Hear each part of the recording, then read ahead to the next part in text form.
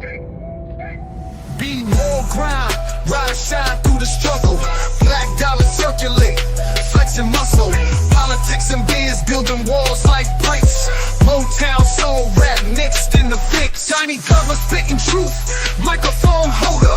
Past the noise scene, watch growth in the folder. Black biz bright spotlight in the dark.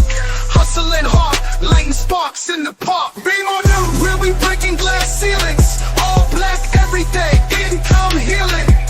Donnie Glover, flip the script, let's go. Black Wall Street, roadmap, be more flow. Real talk, stock rise, dreams ain't looking hollow. Blueprints, handshakes, enemies wallow. Baltimore kings, queens, crown on the throne. Legacy built, stone by stone. Headlines, deadlines, moves in the background. Politics, money clips, elevate the town. Black biz strategist, wealth can't be missed. Twist the plot, make the whole world twist. Be more news, success we inhaling. Victories, IRS, no detailing. Donnie Glover, rise to shine, let's glow. Focused on for GDP is $23 trillion. 23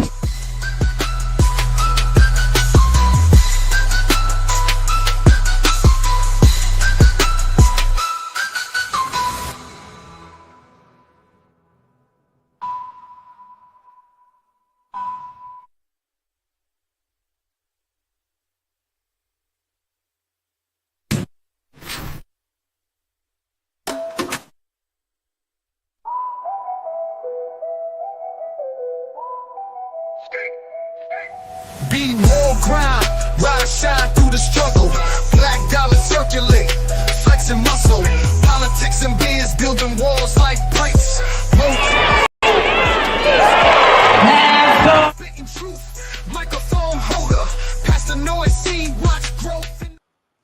Special thank you to Chosen Media for the music.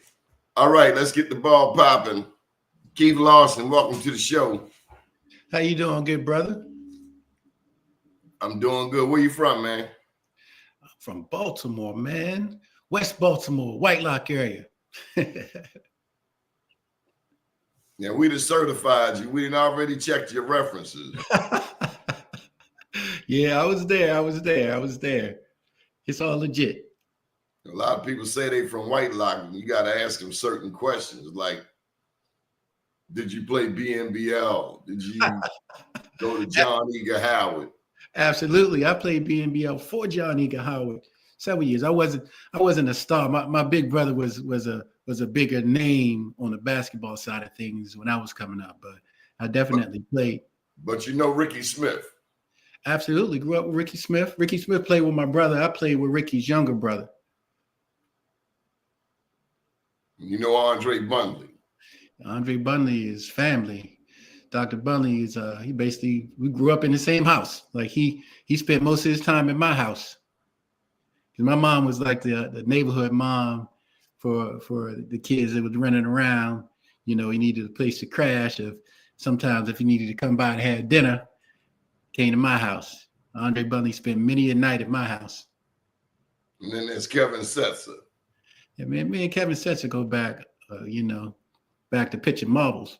Now Kevin was in my age group, so we played ball together and everything. And then we both went to Poly, and from Poly we both went to University of Maryland, and we both pledged Alpha Phi Alpha fraternity at Maryland. So that's my homie, that's my high school partner, that's my college dude, and that's also my frat brother. So yeah, we family. You're throwing Poly out there, and now I'm gonna see. Yes, I'm representing today. Look, I got my Baltimore, I got my Poly sweatshirt on today, so I'm representing for the hometown.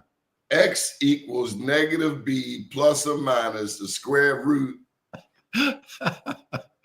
Yeah, but Poly did me right, because I think without that Poly experience, who knows where I would have been. But Poly is how I got to University of Maryland on a Benjamin Banneker scholarship for engineering. So, shout out to Poly for getting me prepped and being able to take care of that tuition for me, because mom ain't have it. Who was your favorite teacher at Poly? At Poly,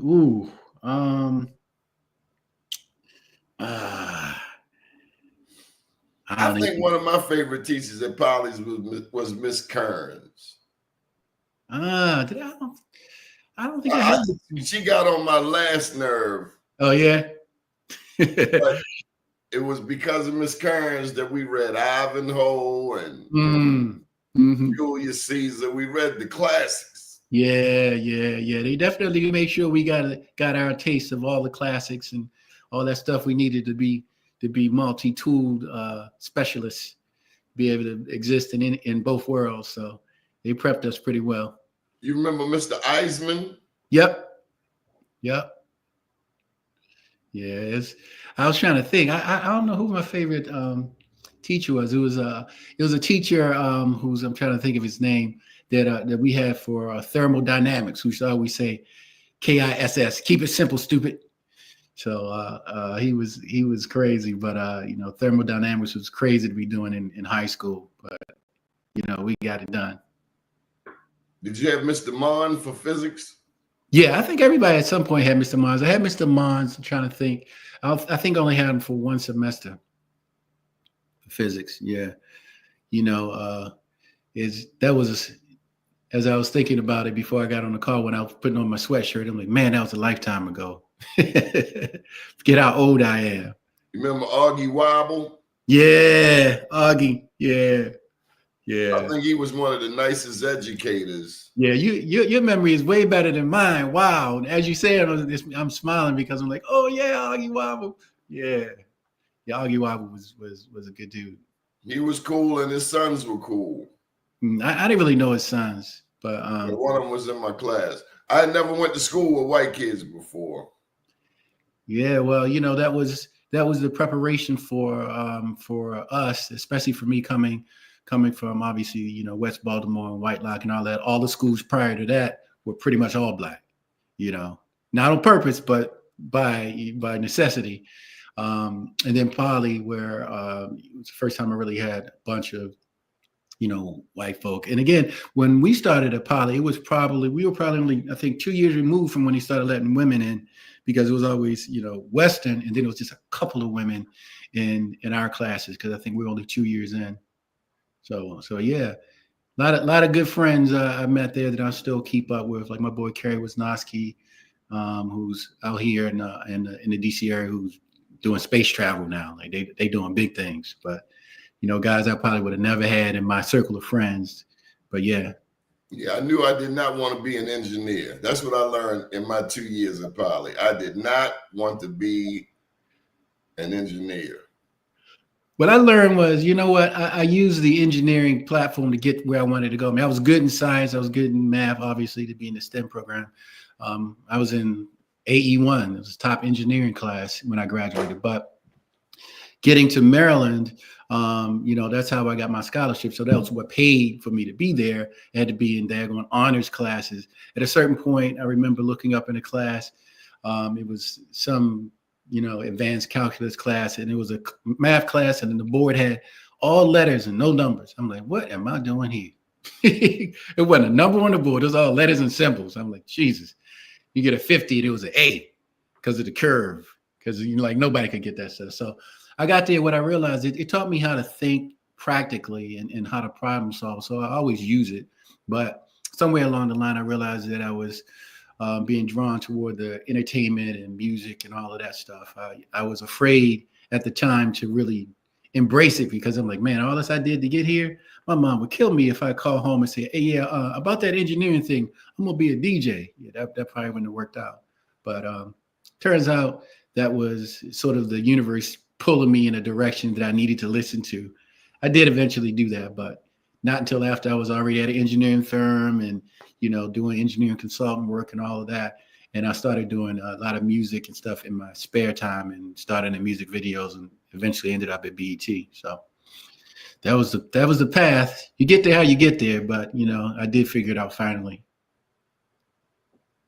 A lot of cats don't make it out of White Lock.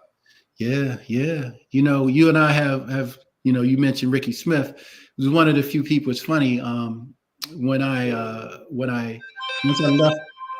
Once I left to go to school, I didn't get back to Baltimore that often, because it became, living off campus. And then once my career sort of started getting going, it was a lot more travel and not a lot of time back in Baltimore.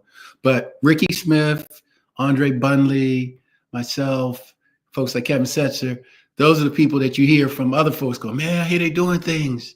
And it just makes you smile because I'm like, man, thinking back to where we came from and the struggles that we had to deal with on a regular, there's no reason that anybody think that any of us would be where we are right now. So, definitely count my blessings on that. Please excuse me. I needed to take that call. You know how you get, nowadays you get calls and you don't know what to answer these days on the phone, but I've been waiting on this call from the governor's office. Okay. And that's why I've broken form, because I was waiting on that call. I missed it yesterday. Mm-hmm. So big ups to Governor Moore's office. All right. Listen, you got to, when the governor calls, you got to take that call. Governor Moore is my frat brother. As I mentioned, I saw him just a couple of days ago at the celebration for Ricky Smith leaving to go be CEO of Atlanta Airport. So got to talk with him for a brief minute. I actually got a meeting looming somewhere because I want to talk with him about the work I'm doing in the mental health space. So I'm looking forward to being able to do that sometime soon as well. So. As you mentioned that, I mean, so many thoughts go through my mind. At Poly, mm-hmm. I guess it was about the 10th grade. You mentioned finishing in the top engineering class. Uh-huh. I think I was in C3, D4, then C3. Mm-hmm. But I remember my second year, a white kid in the A course committed suicide. Mm. I had never heard of that before in my life. Yeah. I remember saying to myself, now Polly was spin kicking me like Arnold Mitchell. It was throwing roundhouses on me like Riley Hawkins.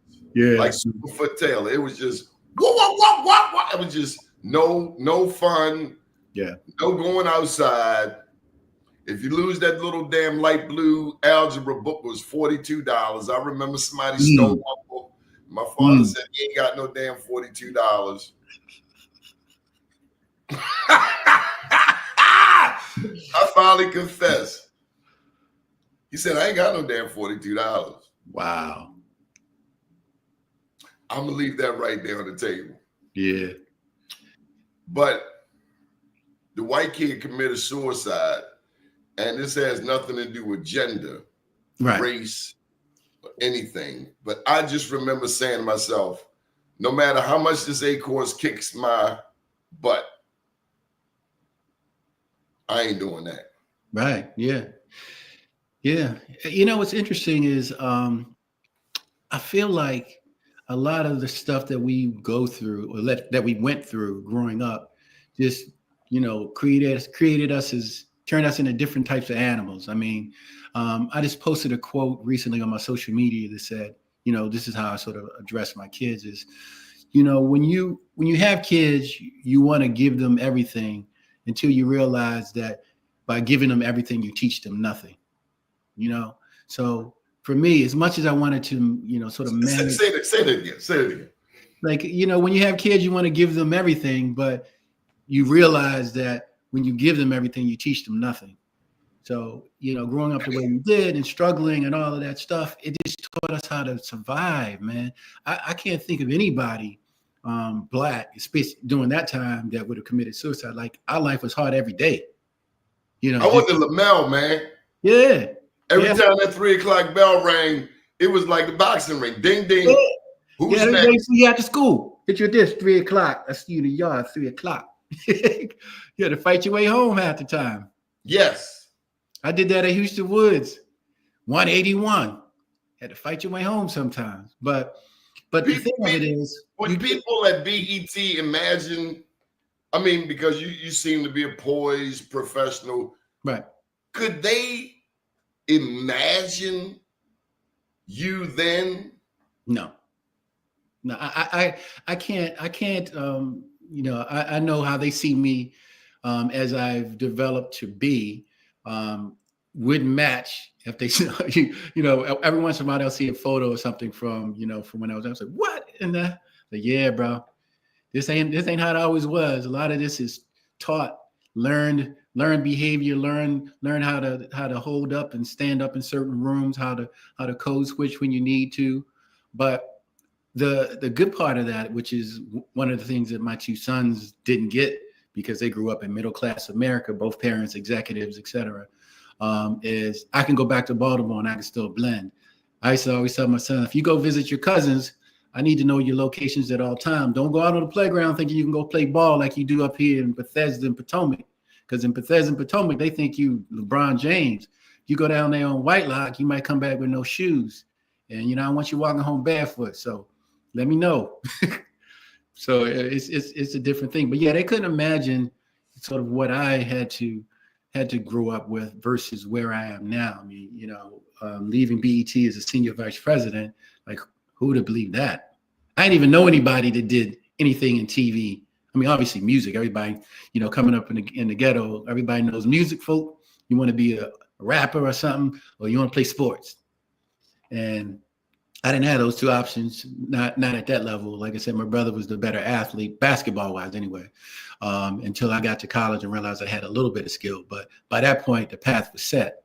So, you know, I didn't know anybody that was in TV. Like, how do you get to be a writer? How do you get to be a director? How do you get to be a producer or marketing? All these things which were not even on the radar.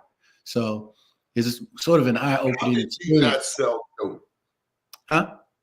How did you not sell dope?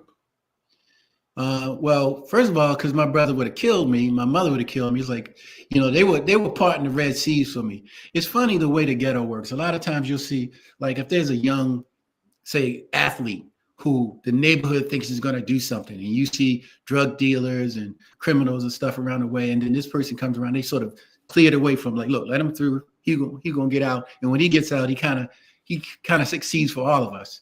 So they saw me as a kid. You know, at the time I was, you know, glasses with tape in the middle. They like, this kid is going somewhere. He ain't got no business around here. My mother, when my brother used to go out with his friends, she used to make him take me, and he hated it. He's like, I gotta take this weird little dude with me. Can't play no sports. You know, got these glasses on. He embarrassing me. My brother was flossing. You know, he was out there playing ball, hanging with the girls, probably selling a little weed, whatever. You know, but they like, you ain't nowhere near none of this. You better not even think about. So, you know, when everybody else was running around smoking and, you know, drinking and all that stuff, it was like, you better not don't even come around here. Don't even come around here. I see you coming, like, everybody stop what they're doing, like, wave me through, go on through here, young blood, go on through. So, you know, I had a whole neighborhood placed their hopes and dreams of somebody getting out of the hood on my lap in a kind of a way when I think back to it. In the time, I didn't realize it, but looking back, I'm like, they were looking out for me, even though they didn't feel like they was getting out themselves, but they like, this dude's getting out. So, you know, there but by the grace of God go I. I think I told you a story when we first talked that when I left to go to the University of Maryland, I remember driving past North Avenue as a bar that Mr. Robinson owned. Mr. Robinson was also the director at Johnny Howard Rec Center. But he also he worked at the liquor store. He owned liquor stores, but he was the director at the bar. He knew how to make money, but he also knew what he needed to do for the neighborhood. With North and Linden. Yeah. So that's a famous bar. Well, it was. I think they sold it. Yeah, but I remember when I was leaving, one of my friends who was in my class was a good basketball player and everything. He was a B+ student. You know, I was a little OCD. I was in the A. If I got an A, if I got less than an A, I'd be home crying. My mother's like, it's an 89, but I needed that point. But anyway, I understand. This kid was a good student. He was a good athlete. He was, you know, he was popular. But what I remember leaving, he was standing on that corner by the bar and he waved at me. He was like, all right, Luck. You know, I'm Lucky in the neighborhood. That was my nickname, Lucky. He was like, all right, Luck, go do that, boy. I left to go to school. I came back several years later. I was probably at least 4 years later. I was still out in the area because once I went to University of Maryland, got an apartment, I was living in the DC College Park area. So I never was really back in Baltimore. I remember coming back about 4 years later, driving down that street. He was standing literally in the same spot. And it was a literal and figurative lesson of somebody who had never moved further than where I left him. Like literally he was still on that corner. So I'm like, not only is he still doing what he was doing when I left, but he's doing it in the same exact spot. And it was sort of eye-opening for me. I was like, wow, because by that point I had started to experience things and seeing the world a little bit differently. When I got to Maryland, I had never been on a plane ever. So my first plane trip was an international flight to Jamaica to work on a music video that my boy Billy Woodruff took me to work with him. So once I started to see the world outside of the lens that I was looking at it through in Baltimore, it was no going back, because then I saw there was way more opportunities, way more world to discover, way more things that I ever imagined. And I was a kid with imagination because that's all I had. So, you know. I'm going to check your references now. Huh? I got to check some more of your references. Okay. What club was that Park Circle? Park Circle. I can't remember the name of it. Now, keep in mind, I'd have told you I was a kid with glasses with tape on it, so I wasn't getting out much. I mean, I knew Odell's. I knew because I used to sneak go to Odell's. What else? Geo's. Oh my God, yeah. Yeah. There you go. Yeah, I remember Geo's. I didn't go to Geo's often, but you had to go with you had to go with your crew. There. You could not go alone. No, you definitely ain't going alone, and I wouldn't have gone. First experience at Mondawmin. Ooh, you know what? When I was first trying to get my license, you had to go to DMV at Mondawmin. Oh my God! The DMV at Mondawmin, and I used to go to Mondawmin to go to the record store. It was a record store. What was the record store called? Because as I mentioned, while I was doing this engineering thing, I started to do music stuff in my spare time. Like I was a DJ. I started learning how to DJ, whatever. So anytime the new records came out, new house record, you had to go up to Mondawmin to try to, to go in and get your 12 inches, and so that you can have that. Did you have a strobe light in your room? I did not have a strobe light in my room. Actually, my brother had a strobe light, and he had a purple light too. He had velvet paintings of women with bushes. And,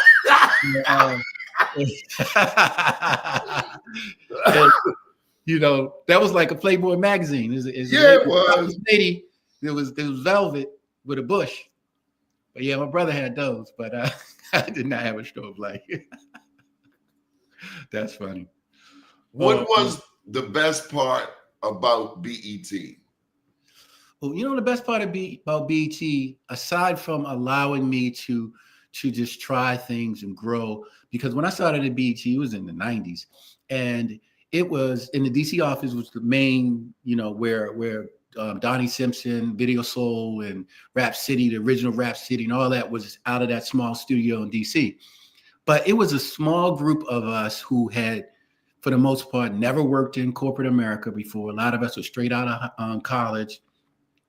And we were doing things that people told us we shouldn't be able to do. So we were just like, we're going to try this. Nobody's here to tell us we can't do this. So we were creating just from a pure space of creativity with no real bounds. And we tried stuff and it worked or it didn't, and we moved on. But we were able to be just purely creative. And a lot of those folks are doing amazing things that started with me there.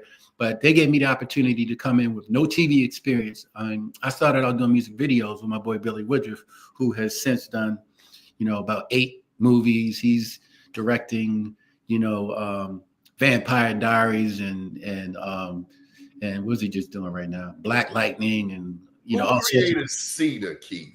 Say again?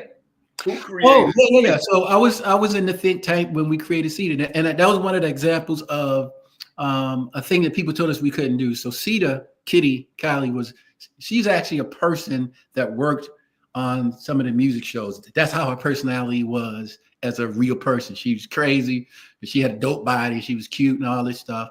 And we decided we was going to create this character and let her do stuff that she couldn't have done as a real life person. They would have never accepted her on TV being as Cedar as she was being. So we just unleashed her. But yes, y'all did.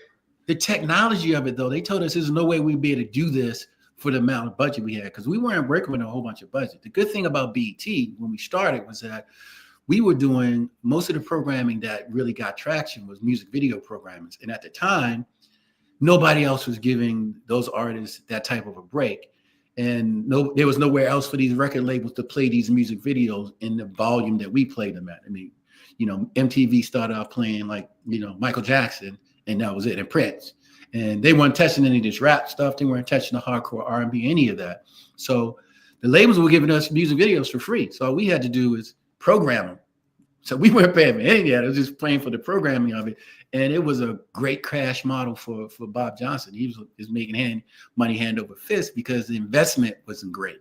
Like he was spending, pennies on a dollar. Yeah. It was not a lot of money to produce those shows, but they were bringing in a lot because the overhead was minimal. So, all right, I'm getting ready to throw you all. We get ready to run a white lot. Okay. At what point did you realize the responsibility that comes with the power of the media? Yeah, I realized that early on because, as much as we were a space for, Black America to express their creativity and show our work and stuff, we also would get backlash for anything we did was negative. What's interesting is about BET is people owned it like it was like family, So to the community, BET is family.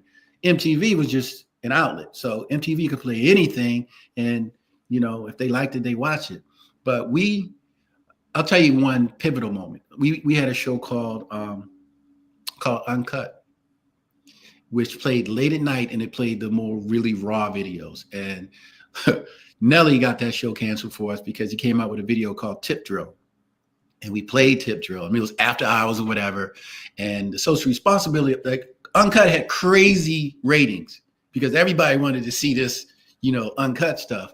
But then it also got backlash in the media about us glorifying, violence and this and that about women and whatever. And it was obvious that other networks could play it because they didn't have a responsibility to the community. But if we played it, we get picketed. I remember they picketed Deborah Lee's house. They found out where Deborah Lee lived, and people outside our house with picket signs saying that we were disrespecting the community by the stuff we were playing. Now, meanwhile, networks like VH1 and MTV could play this stuff and kill us in the ratings, but they had no responsibility. We played the same stuff that we were blackface. We were out here disrespecting the community. So it was obvious that we could, even if they weren't even watching, here's the thing, even if they weren't watching BET and something came on, because we tried to do news stuff. We tried, Tavis Smiley and all that. And those numbers were never really high. We did it as a responsibility. One of the things that came out of that was great for us was we were able to do shows like Teen Summit because Sheila Johnson at the time wanted to do something that was for the community, that was uplifting, whatever. But the shows never did great numbers in comparison to just playing rap and playing hardcore stuff, whatever. So we had to balance the business aspect of it. We got to get ratings to be able to stay on the air. But at the same point, if we did too much that was racy, we would get picketed. So if you had to go back and redo programming all over, would you do anything differently? And let me just say, it's easy for me, Joe Public, to throw darts. Yeah. Because I didn't like Cedar. I wanted to tackle her and tie her up. Yeah, Cedar was but a thing. I get it that you're competing with killer sharks. Yeah. So if you had to go back, was there anything differently you could have done to still make ratings, but still have social responsibility? Or was it virtually impossible? I'm leaning toward virtually impossible. I mean, obviously nothing's impossible, but if you recall, when we started doing what we were doing at BET, cable was new, Yeah. So everything we did was groundbreaking. So we had to break ground to figure out, what direction to go. And like literally everything we did was brand new. Rap City was brand new. Video Soul was brand new. Cedar was brand new.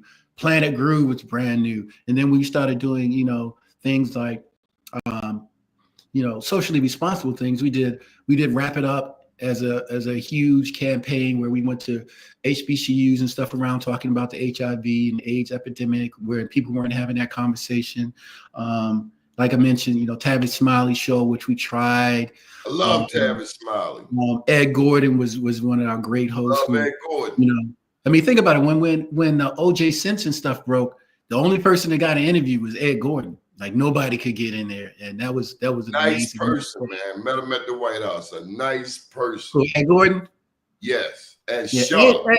I'm gonna tell you about Ed every day.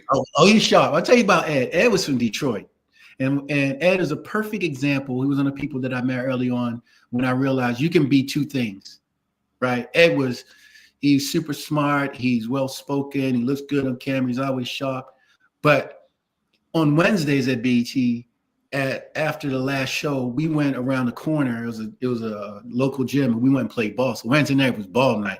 Ed was the most trash talking, you know, Detroit, you know, ninja that you want to see. He held you and elbowed you and talked trash and cussed. And I was like, what in the heck? This is Ed Gordon. And then I remember when we would be shooting, because Ed's show was live.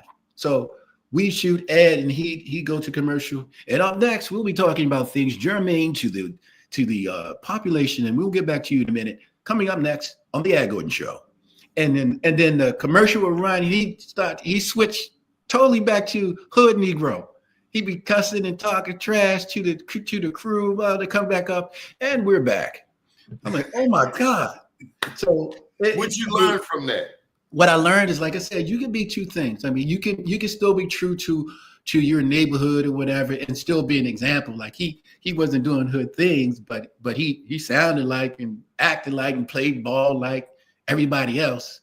And I mean, as a good friend, we've been friends for years. He just did a piece on my family for a BT Paramount about a year or so, a little more than a year, almost 2 years ago, on mental health, because we were talking about the work we were doing in the mental health space, and you know the impact that it had on my family, because we went through a lot of struggle with my elder son with you know, mental health, and it was eye-opening because people saw me, they see me on red carpets and at award shows or whatever, and my wife was an executive. She was actually a executive vice president.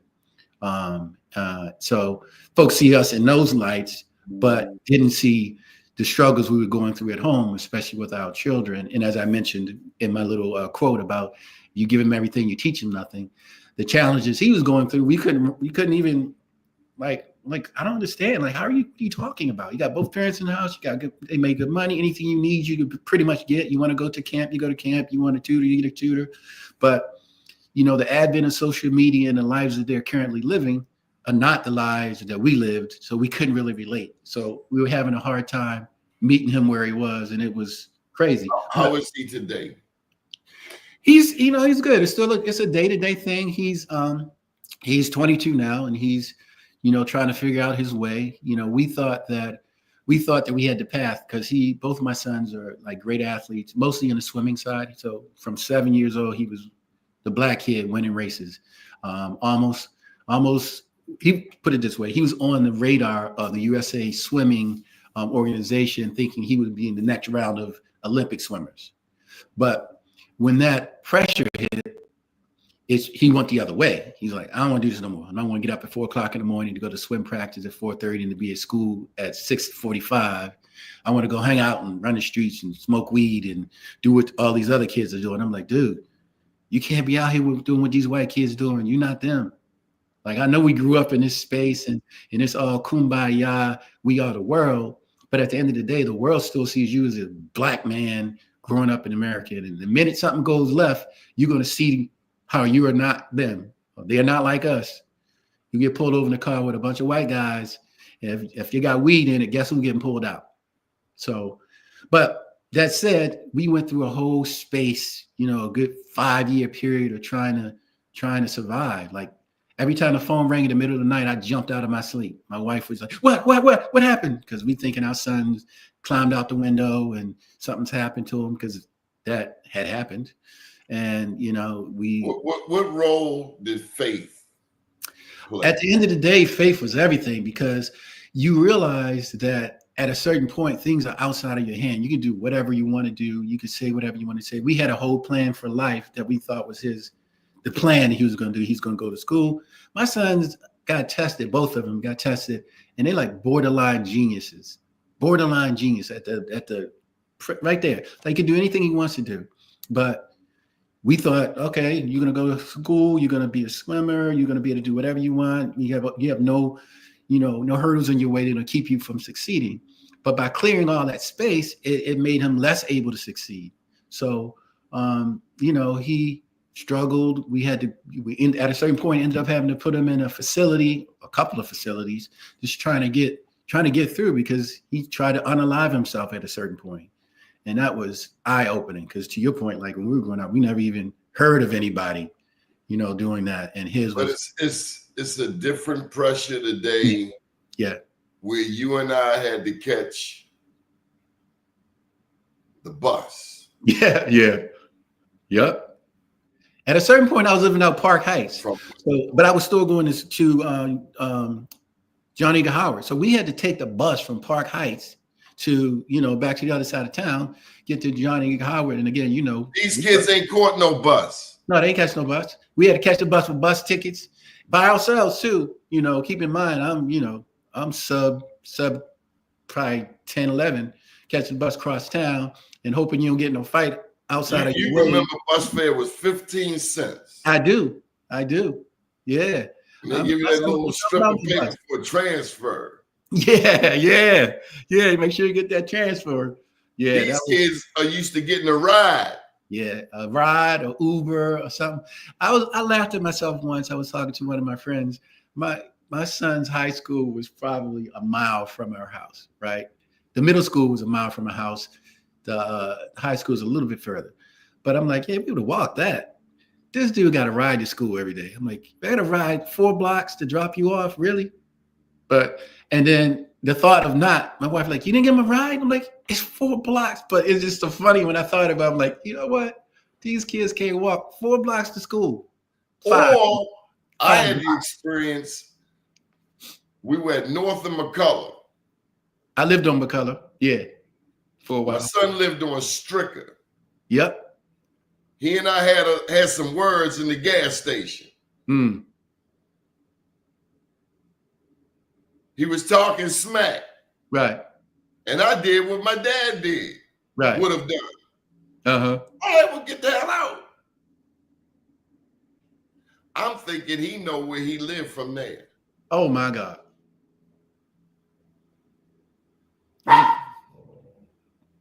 He couldn't get home. He know you only 5 blocks that way. Right. He make the phone call, get a ride. Oh my God. Yeah. He know the city now. Yeah.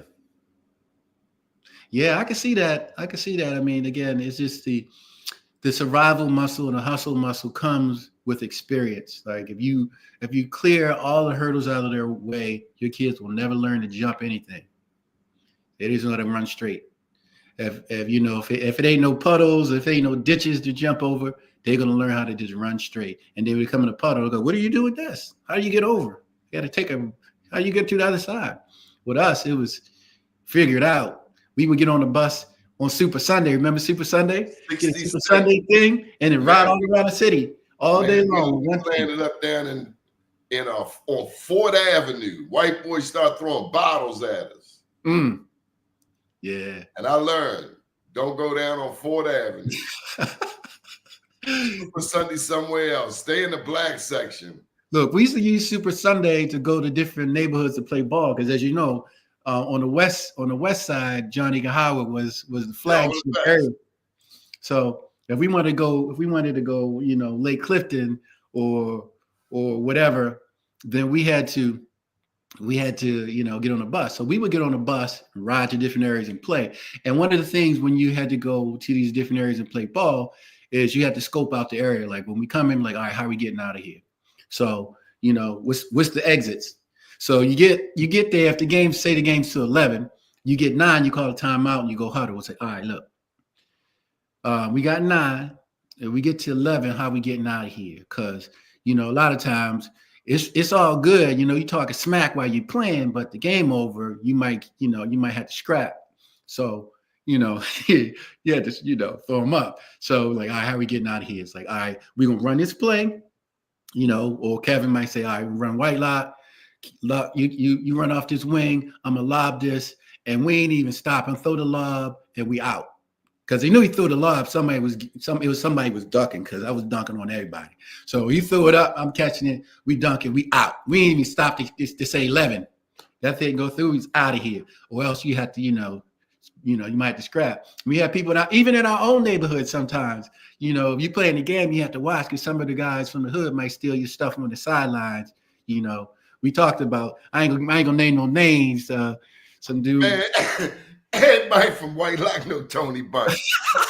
Tony Bunch you might be playing, you might be in the middle of the game, Tony Bunch might steal your stuff. So, you know what I'm saying? It was what I done heard so many Tony Bunch stories. And he'll take you on the court and school you too. If you're on the court, you're getting schooled. If you're off the court, you might rob you. So, it was what it was.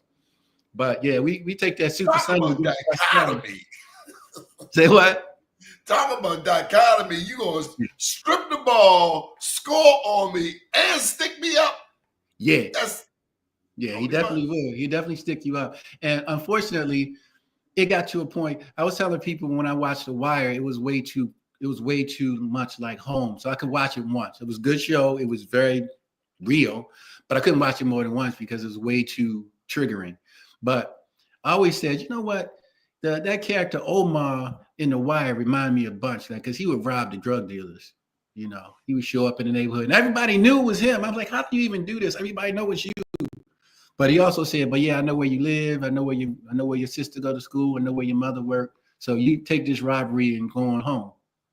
So, I grew up around Warwick and Baker. Uh-huh. Chocolate City down the hill. That's Dukeland. Yeah. Poplar Grove. Yeah. And so every neighborhood had their legends. I remember hearing the story about this guy. His name escapes me right now. I think his name was Humphead. Oh my God. But he had a reputation for going up to Mondawmin and snatching a whole rack of clothes at Halltail. Yeah, that wasn't abnormal. Mondawmin was a war zone. The Travis Winky fashion shows. Yeah. Yes. You don't remember no Travis Winky. Yes, I do. I'm gonna tell you. At a certain point, when I got to Maryland, I actually modeled for a bit because I was in this whole rediscovery thing. Because as I told you, I left Baltimore with glasses with tape on them. But by the time I landed at Maryland, I had gotten contacts. I changed my look up. I'm like, when I get to Maryland, I'm gonna be somebody else. They don't know me. I ain't got nothing. I have no preconceived notions of what I'm supposed to be. So I'm just gonna do whatever I want to do.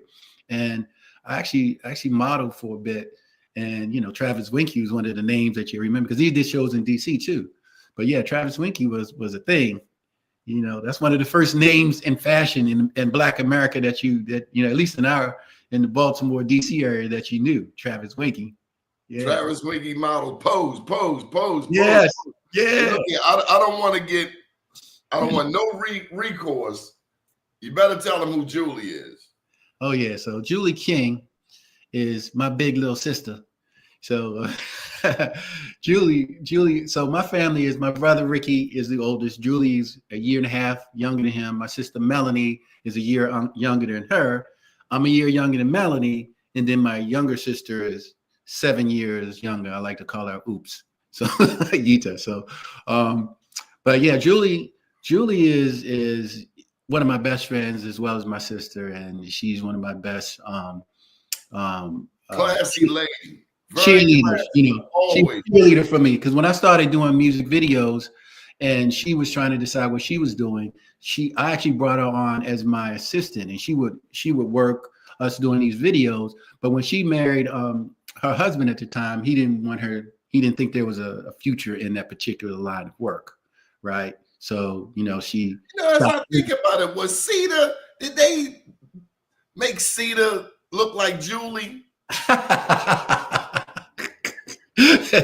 No, I'm kind of thinking some similarities. No, now Cedar looked like Kitty Callie. You look like Kitty, so she looked like the person she was, but a little bit more, exaggerated. But yeah, she looked like that. But Julie, also after years of not doing anything in entertainment, circled back and ended up getting back in the game later after she divorced her husband, unfortunately, and started working with musicians, comedians, etc. So she Larry Lancaster and other folks started doing all these shows, and that just reminded her how much she loved the entertainment business. And since then we sort of reconnected on things. So I still manage music artists. So when I started at BET, I was also managing music artists.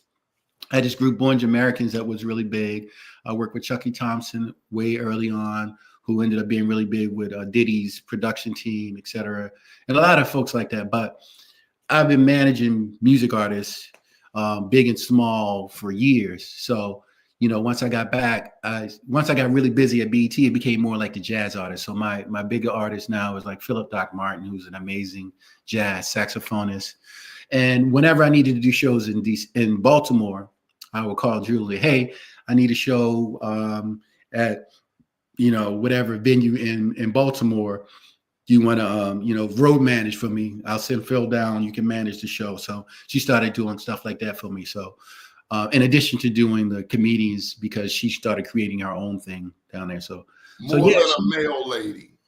Yeah. She spent almost 20 years as a postal carrier, and then retired as a postal carrier, and then got back into entertainment. And now she loves it. Like she's really feeling like this is what she was supposed to be. And she also is a flight attendant because she wanted to do that earlier. So what does that say about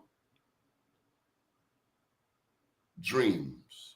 What it says to me about dreams is that it's never too late. Don't give up on your dreams.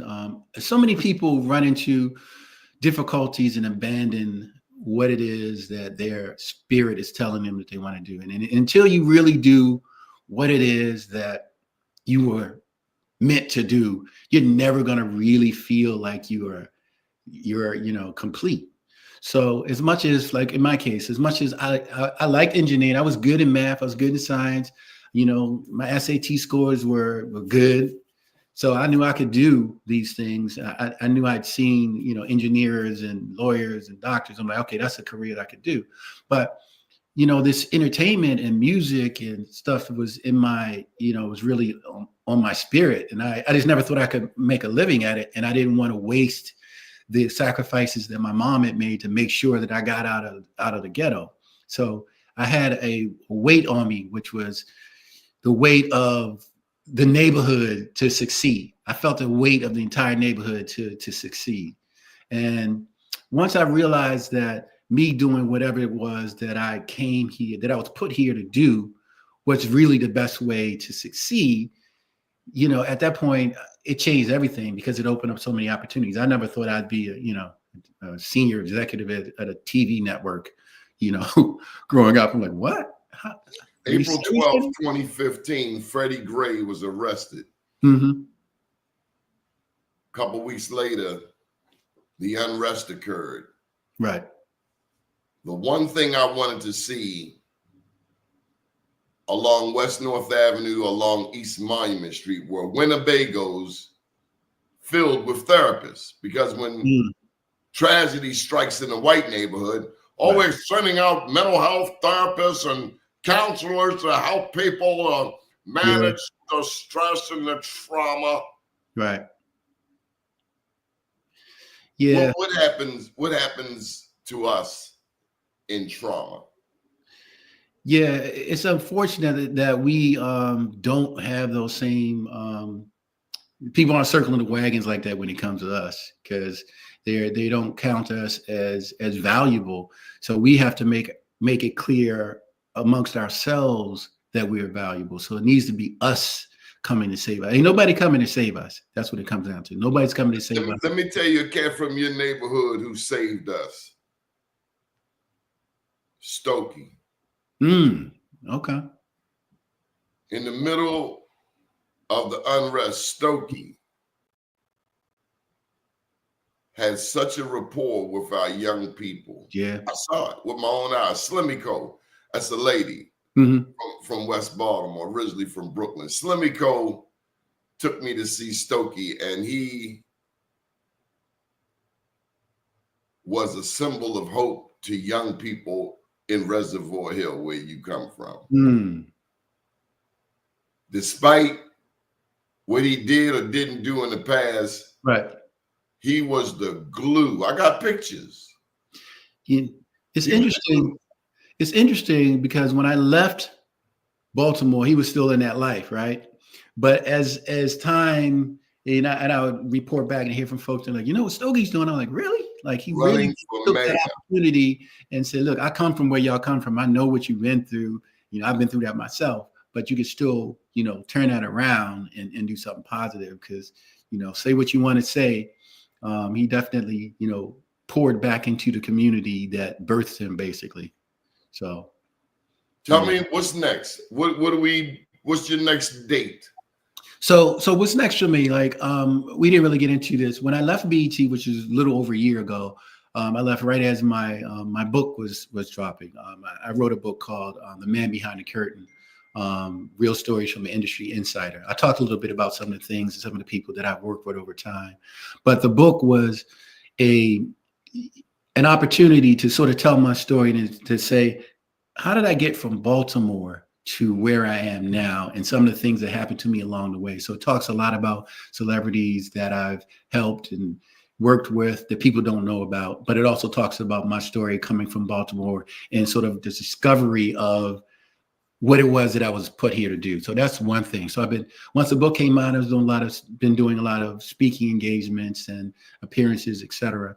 But as I mentioned, been also doing this work in the mental health space because out of the pain and the challenges with my son, my wife and my son, a little more than 6 years ago, decided they were going to do this platform called the SonRise Project and use Kyle, my son Kyle, as the face of it, which was an opportunity to regularly have these conversations about mental health with folks who feel like that they don't have anybody that understands what they're going through. So it was really targeted toward young Black boys.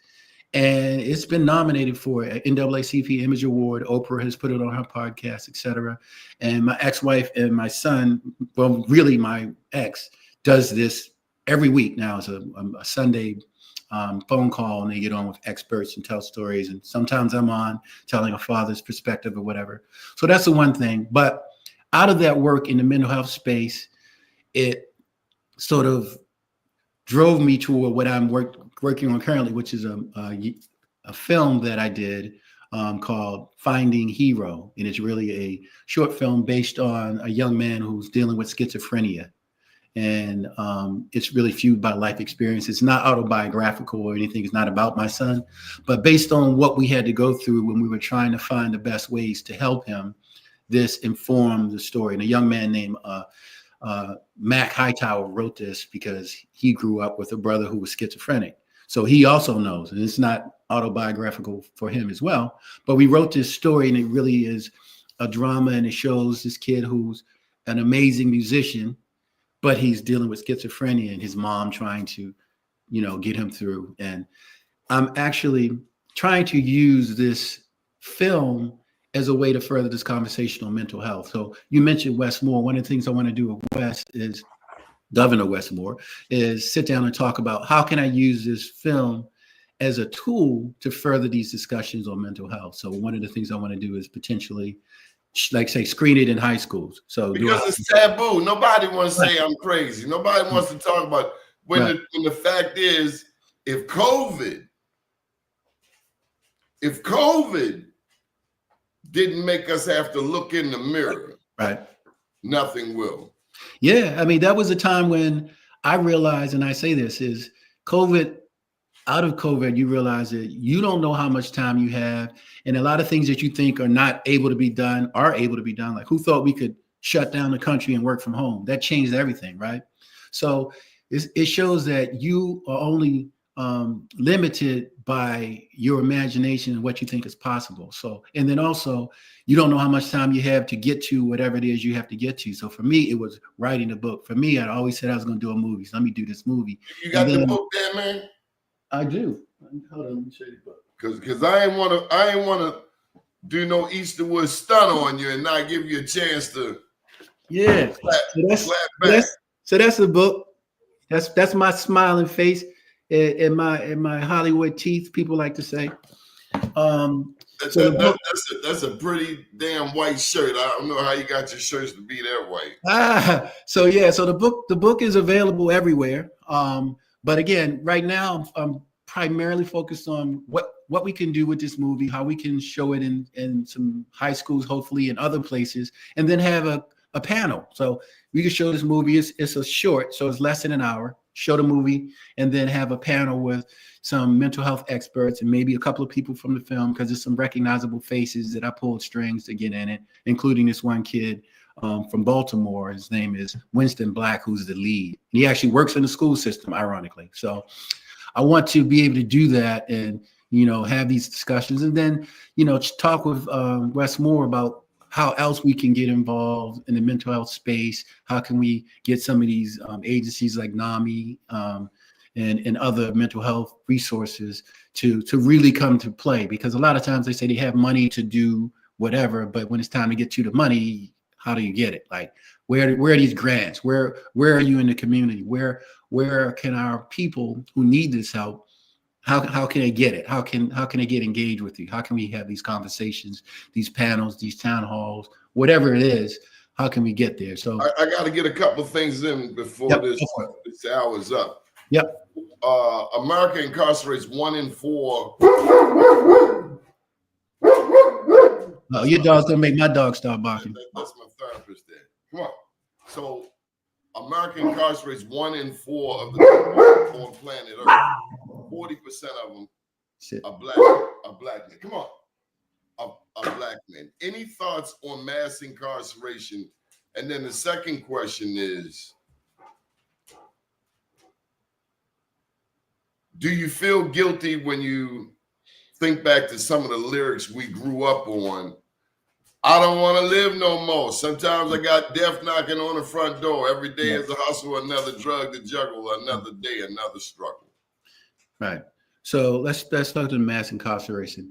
One of the things that's really troubling, especially right now with our current president trying to get rid of the Board of Education, et cetera, it's, you have to look at it's nothing is right in front. There's something in front that you see, but what you're not seeing is what they're trying to do is put us in a position where we're less educated, we're less likely to get out of the situations that we're currently in. Statistics shows that if anybody, you're more likely to end up in jail if you're not reading at a on-board level by 3rd grade, right?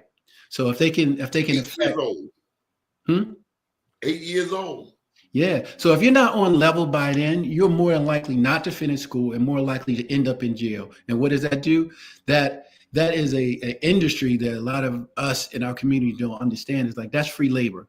That's money. That's a humongous multi-billion-dollar business that they need to continue to have free labor. And then on top of this, with this mass deportation going on, all of those folks that were doing jobs that half of us wouldn't even want to do, they're not there anymore. So who's going to do those jobs? So you got to find some people who are not educated enough to really get to where they need to in life to be able to fill some of these jobs at these pay rates that nobody wants to pay. So they're playing chess with us with a clown out front trying to lead it all and distract us with its clown buffoonery.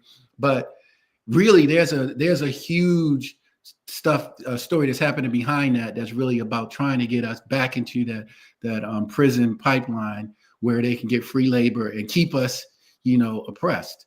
If you don't know, if you're not educated, you don't understand how to work the system, you're not going to be able to play in the games that they're playing in. So that's my little, piece on that.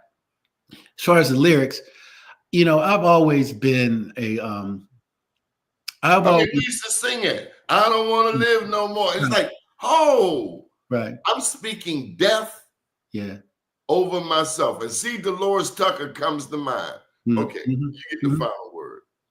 Yeah, so my son, as I mentioned, one of the things that he wanted when he decided he wasn't going to swim anymore and he wasn't going to take advantage of his superior intellect on the academic space, that he wanted to be a rapper. And I was like, oh. So the irony of that is me being in this business for 30 years, got artists that have Grammys, right? Come on, Dad. And he didn't want any input from me because I'm whack, because I'm dad. But I'm like, dude, if you're going to rap, and the irony is he actually has some flow, but I'm like, you have to talk about something. One of the things that every artist that I've successful that I've spoken to says, you're never going to be as successful as you can be until you go through something and then you have a story. I'm like, you've been through things. You have a story. So you don't have to just spout the same old ignorant lyrics that everybody's spouting. You talking about drop tops and hoes. I'm like, that's not in your life. You're a country club gangster. Like you're aspiring, you're hustling backwards. I like to say you're hustling backwards. You're aspiring to things that those folks are trying to get out of that situation to get to where you are. You're trying to go backward.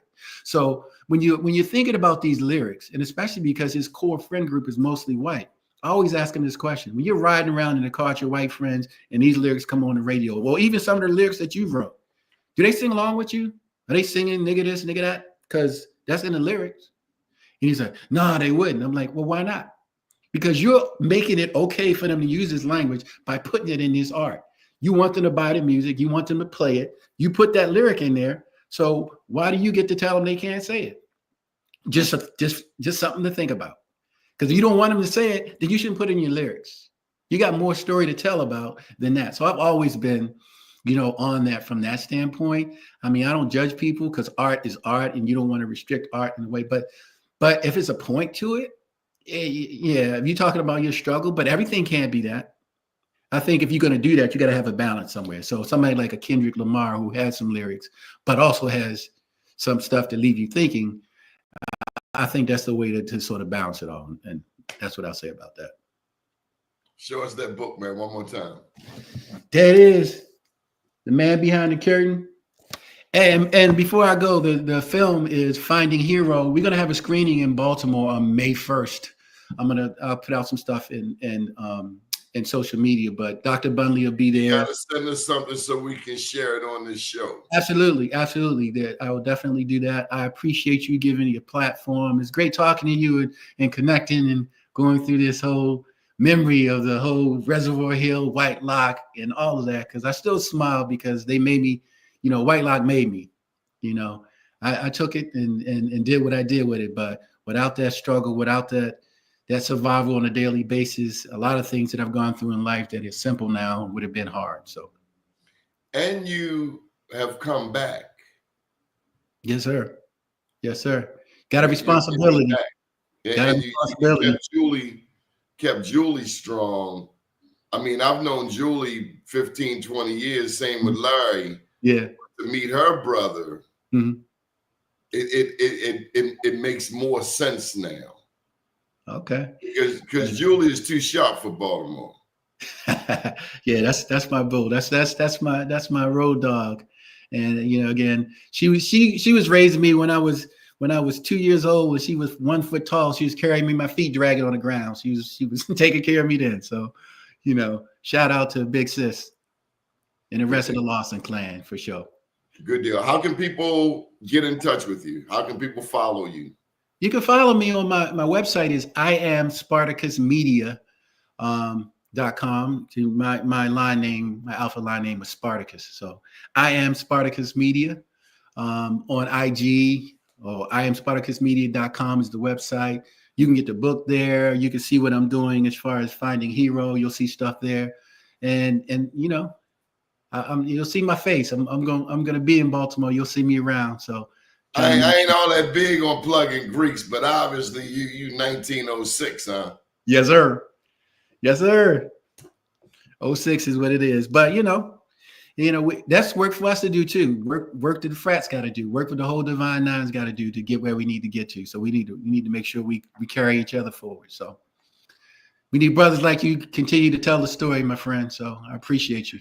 Thank you for taking time on our show. The one and only Keith Lawson representing. We appreciate you. Good morning, world. Brother Glover, take it easy, brother. Talk to you soon. Yes, sir.